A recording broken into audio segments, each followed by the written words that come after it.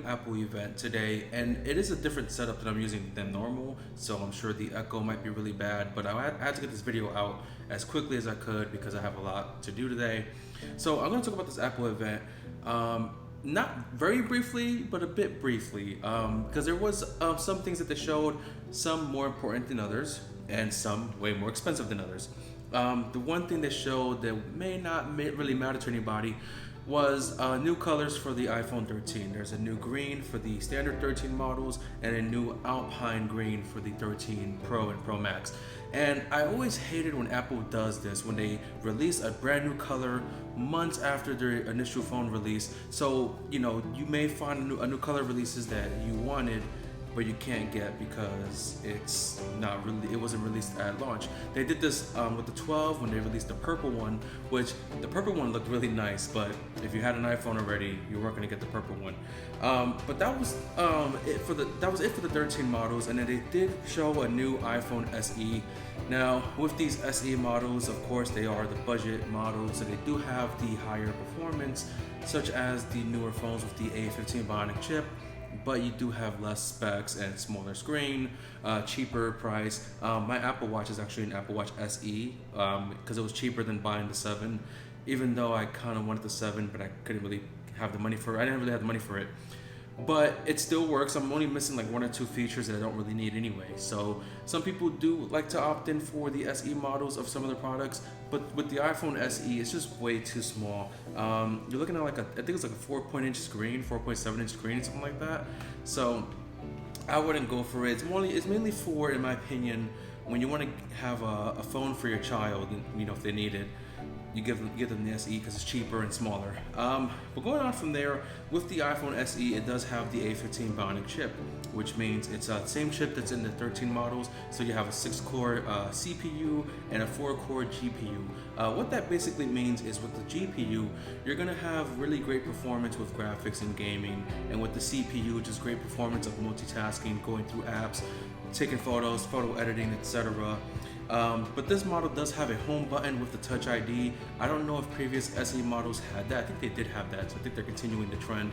But for someone like me who has an Apple Watch, you don't need Touch ID. Your Apple Watch will unlock your phone for you when you're wearing a face mask.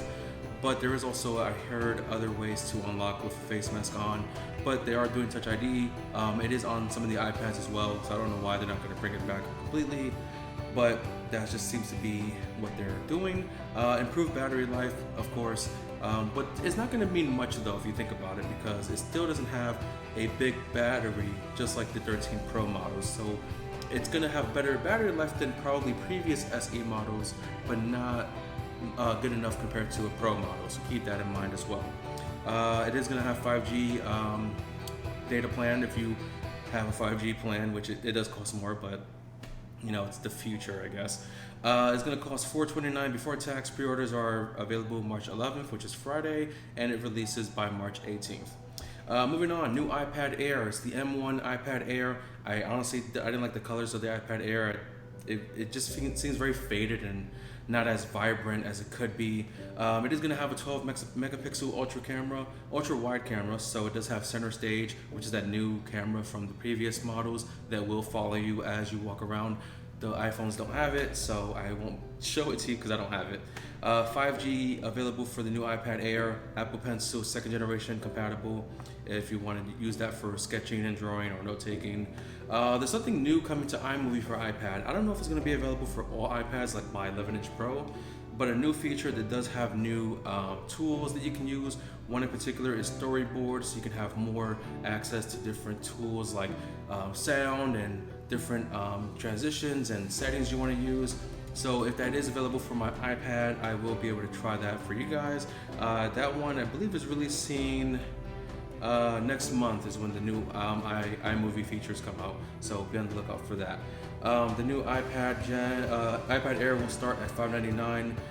Pre-orders, I believe, this Friday, releasing March 18th. It'll be available in a 64GB model and a 256GB model. That's a really big gap between models, but I'd say go with the 256 if you can. If you're getting an iPad, I have a 256GB right here, so there we go. But the main point of this presentation, and this is what they usually do, they do the This one earlier in the year for these devices, and then later on in the year they do the iPhone ones.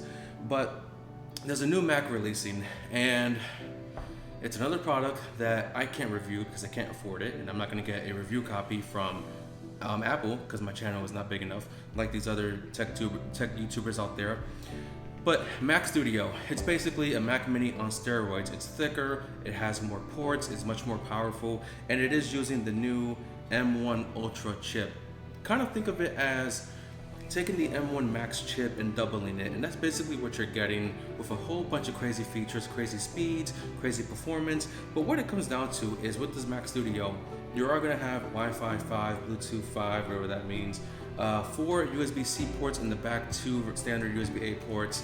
You're going to have 2 USB-C ports in the front of the device, along with an SD card reader, HDMI plug, Ethernet port, audio jack for headphones if you're going to use that, or speakers. But one thing about this Mac that's really incredible in my opinion is it can support up to 4 monitors simultaneously and a 4K TV, but not just any 4 monitors. They said it can support 4 of the Pro displays simultaneously. So if you have the setup for a 4 monitor display and you're balling that way, you can use that. But this Mac is also going to be, as they claim, 50% faster than the Mac Pro. That's incredible. 50% faster than the Mac Pro. Wow, that's really incredible. It's also going to have anywhere from 64 gigabytes to 128 gigabytes of unified memory, which I believe is their way of saying RAM. And with that, you are also available to get the device in either a terabyte model or a 8 terabyte model. I don't know who needs 8 terabytes, but if you need it, it's there. And with that, you do get a pro pricing. If you are going to get the model that has the M1 Max chip, the previous chip, it's going to start at $1,999. If you want to get the M1 Ultra, the base model Ultra is going to cost $3,999. I have to go online to see what the pricing would be for the Max specs, the Max everything, and I can only imagine what it's going to be. Now, the final thing that they showed here was a new monitor that they're releasing, the Studio Display. Now, this is a 27-inch 5K Retina display, built-in 12 megapixel camera with ultra-wide webcam built in, so it does have center stage as well. It's going to have 4 USB-C ports, one of which is a Thunderbolt port, which can be used to plug into a Mac and fast charge the Mac. So you can probably have like your Mac Studio and your Pro display, your Studio display, and then you want to have a MacBook on the side and use them simultaneously. You can. There wasn't much else about this Pro Studio display other than the options for mounting. You can add different types of arms to it, which of course will cost a lot more. If you don't recall, the previous Pro display was pretty expensive, and then the stand for it that did not come included, the stand that you needed was another like $1,000. So I can only imagine what this one is going to cost with those extra stuff. But a base one, just simple out the box, will cost $1,599. You can order it today and it will release on March 18th. So that was pretty much it for the event. That's what they showed throughout the day. And it's, well, number one, Apple needs to chill, okay?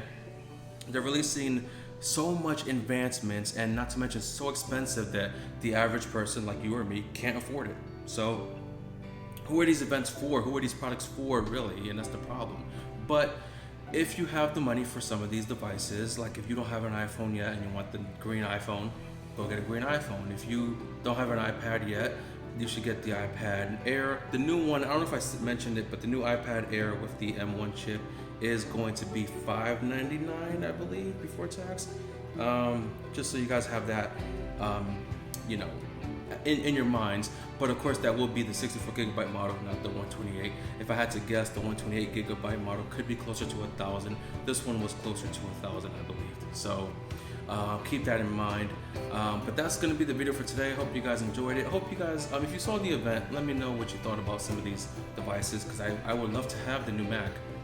I would love to have it, but I'm not gonna. If I'm gonna go get one, I won't get the M1 Max. I'm gonna want the M1 Ultra. You're gonna want the newest, strongest thing. I just don't have over $4,000 on the side to go get one, but maybe one day. I'm Anthony on Tech, and I'll see you guys next time.